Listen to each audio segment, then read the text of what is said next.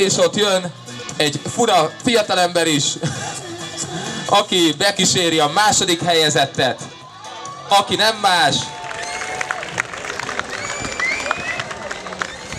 330-as sorszámmal Sámson Eszter.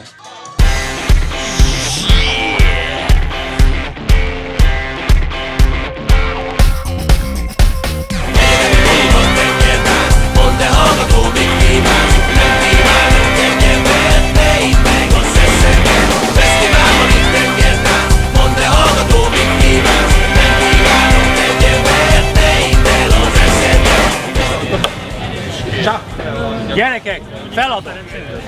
Úgy megvertek, mint az állat. Nem mutatom le jövendőbelimet. Nem akar a feleségem le? Akkor mikor költözöl be? Rögtön meg is kérném a kezedet. Minek köszönhetjük a látogatást itt a lágymányos ötvös napokon? Hát te miattad jöttem, nem?